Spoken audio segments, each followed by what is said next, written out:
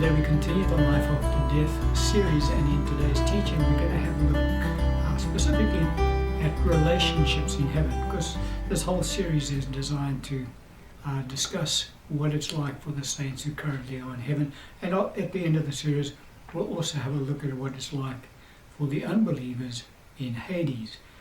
But in today's teaching we want to discuss the relationships that exist in heaven. Are they the same as what we experience here on the earth, or are they different? And what we'll see from Scripture, it's very plain that the relationships in heaven are completely different to the relationships that we experience here on the earth.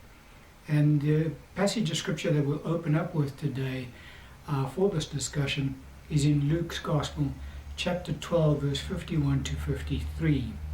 Our Lord Jesus speaking, and he says, "Do you suppose that I came to give peace on earth? I tell you, not at all, but rather division. For from now on, 5 in one house will be divided, 3 against 2 and 2 against 3.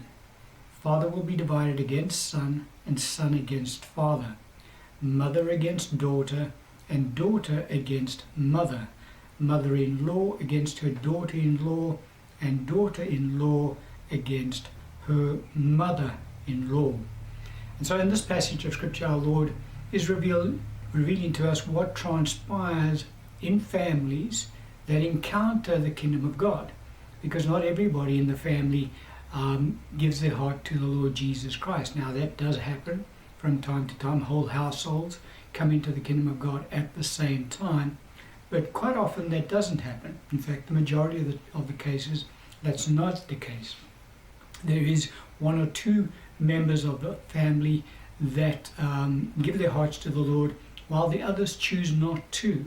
And so very clearly we see that in this life that there does then arise, what's the word I'm looking for? Divisions within family groupings, because the one grouping decides to follow after the kingdom of light, the other grouping decides to follow after the kingdom of darkness. And the two cannot fellowship together anymore in unison because of the fact that they both represent 2 separate kingdoms. Now, it's not to say that the family members cut ties with each other, although that does and can and does happen. It just means that there is a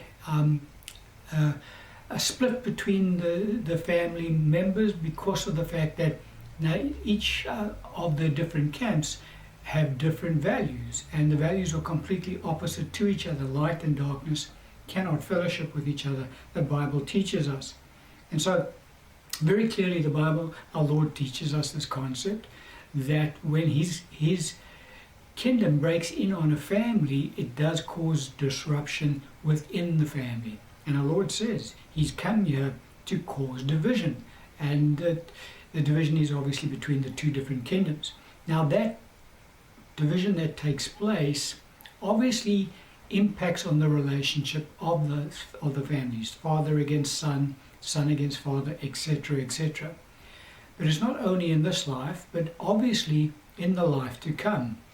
What happens at the end of the age, well, not the end of the age, at the end of each one of those individuals' lives from those families, when they die, those who've chosen the kingdom of light ascend into heaven. Those who have chosen the kingdom of darkness descend into hell. And so they are then separated for all eternity. And so most of the church does recognize and understand that concept, that yes, it's quite right, that when one family member gives his heart to the Lord and the rest don't, well then obviously there is going to be that separation, especially when the family members die.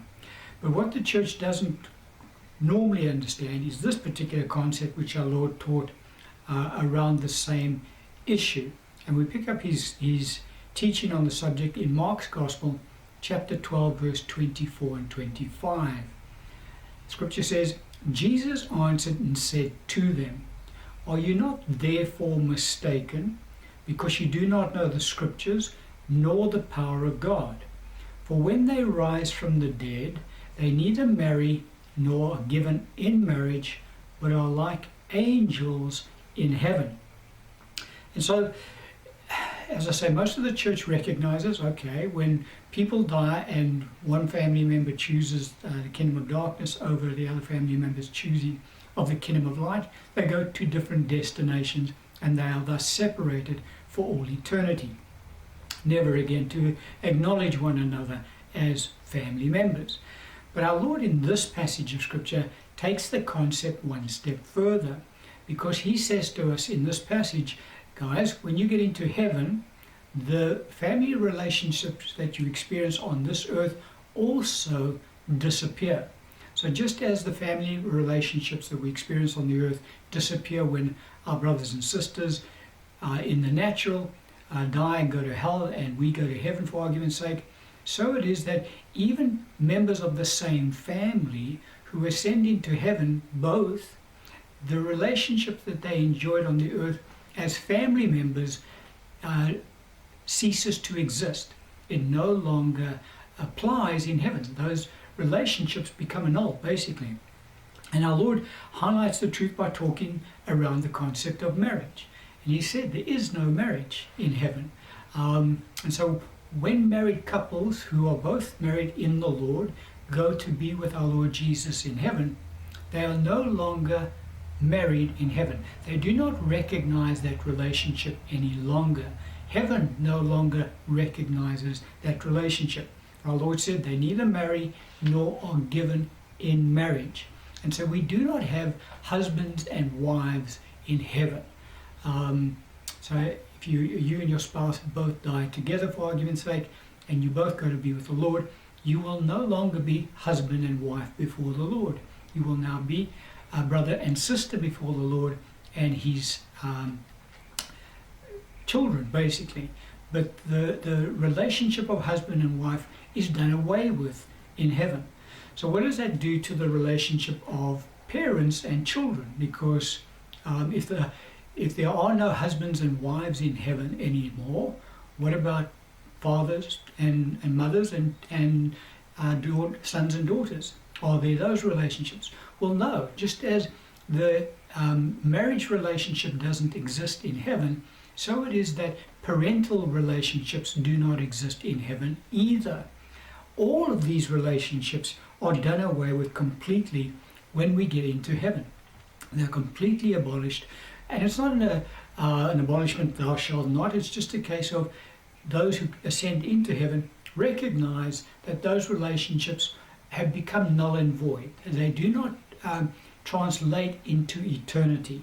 And so the saints in heaven don't have aunts and uncles and cousins and brothers and sisters and fathers and mothers and sons and daughters. All of those relationships are done away with in its entirety.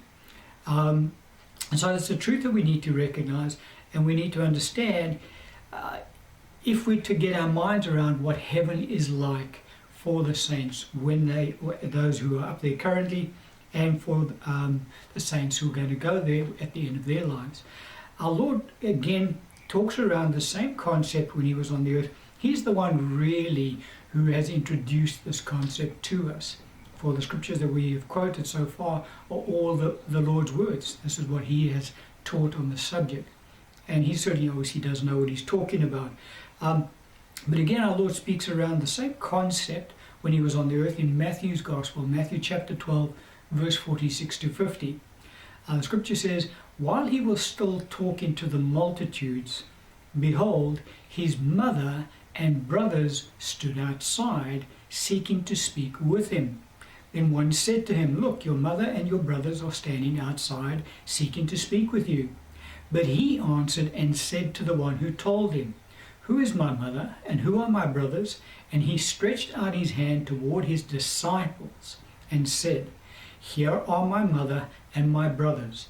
For whoever does the will of my Father in heaven is my mother and sister, my brother and sister and mother. And so our Lord, he really put out some statements that are quite controversial in this life, basically. But he was just telling it like it is. Because on this occasion here, Jesus' mother Mary and his brothers, he had 4 brothers that he grew up with in the earth. They were standing outside. So that was his natural family standing outside, and they had come to speak to him. Now, obviously, the people came in and said, Lord, your mom and your brothers are outside wanting to speak with you. Now, Lord then used that to teach the disciples what heavenly relationships entail. And he said, those who are classified as my brother and sister and mother are those who are disciples of the Lord and not natural family members. So our Lord was discounting natural family by replacing them with the spiritual family that we all enter into when we come into the kingdom of God. And that's the concept that the Lord is trying to get across to us. Now, when he said, those who listen to and obey the word of God are my mother, brother and sister, he's not saying that there are mothers in heaven. He's just talking around the concept about the fact that it is only the disciples of the Lord that form part of the family of God. And so natural families in this life, those relationships are all annulled when we enter into the life hereafter. There is no such thing as earthly, well, not earthly, it would be heavily now, heavenly fathers and mothers and brothers and aunts and uncles and sisters and cousins and all that type of thing. Those relationships are completely done away with. The saints in heaven don't recognize those relationships anymore. They don't acknowledge them anymore. So what relationships are then acknowledged in heaven? Well, our Lord again spoke around the same subject because, as I say, Jesus is the one who's really introducing us to the concept of what heaven is really like for the saints when they get up there, because he's the one obviously who knows what it's all about. And so we pick it up in Matthew's Gospel, Matthew chapter 28, verse 8 and 9. He says, "But you do not be called Rabbi, for one is your teacher, the Christ, and you are all" what? "Brethren. Do not call anyone on earth your father, for one is your Father, he who is in heaven." And so our Lord he made it very plain to us the relationships that exist in heaven. And that is, all of the saints of God are brothers and sisters in Christ.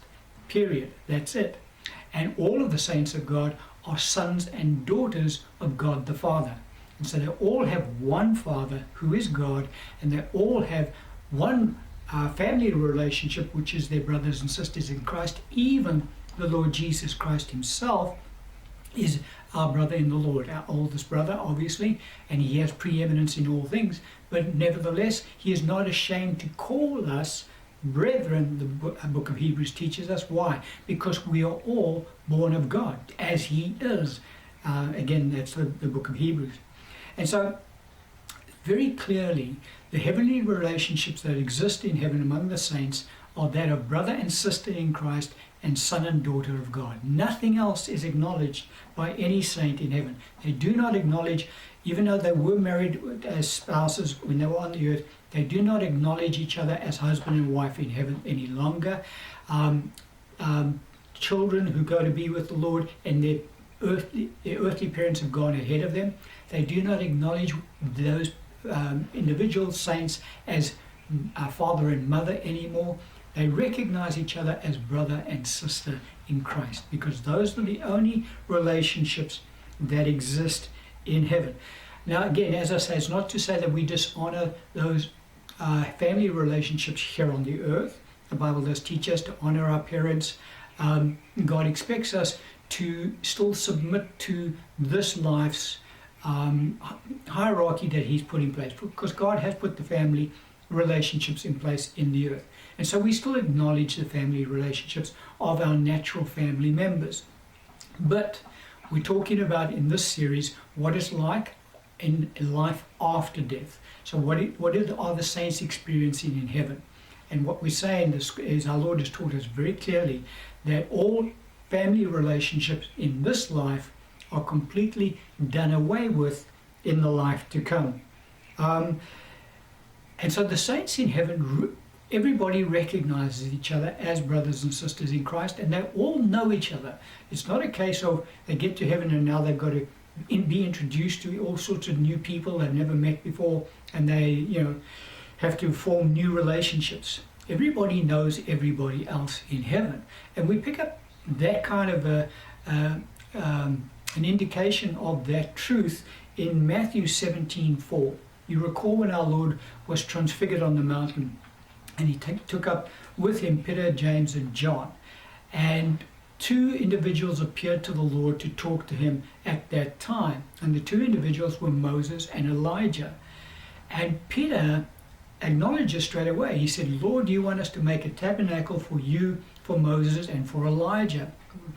And so Peter recognized who they were straight away. And so the scripture just alludes to us from the point of view of this truth, is that all saints know every other saint in heaven.